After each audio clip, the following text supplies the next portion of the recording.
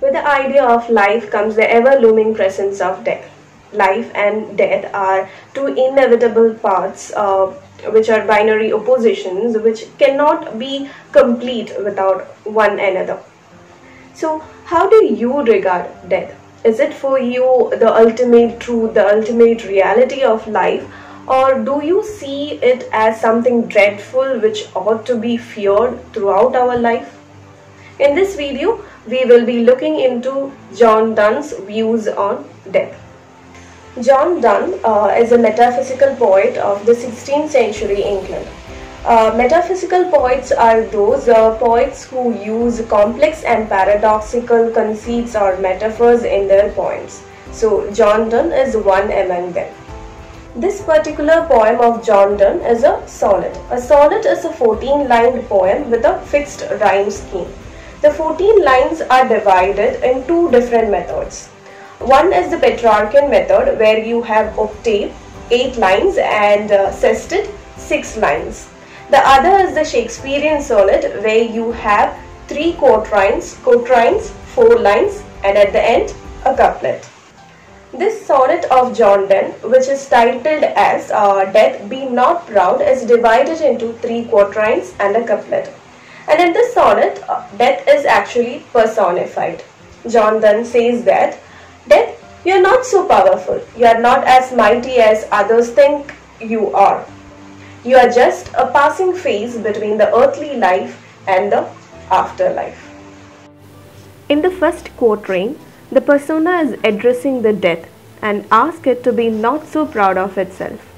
People would have called death as powerful and frightful, but the persona says that it isn't so. People might think that death overthrows them from their life, but those people are not really dead. The persona pities this state of death in which it cannot really kill anyone, including the persona. In the second quatrain, the argument is continued, where the persona analyzes the characteristics associated with death, which are seen as frightful. These ideas are contradicted and seen as a resting phase. He says that rest and sleep are the general picture of death. But death is even more pleasurable than the earthly rest or sleep, as the best men who dies are actually resting for a while so that their souls go to the afterlife. In the last quatrain, the powerfulness of death is destroyed, wherein it is stated that death is only a slave to fate and chance.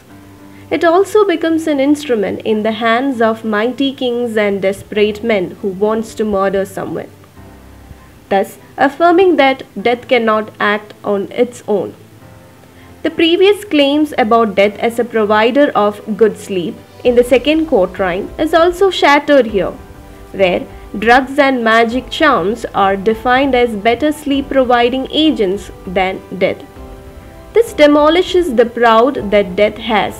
So the persona asks, "Why are you swelling up with pride?" In the ending couplet, it is concluded that death is only one short sleep, after which we all will wake up in the eternal life.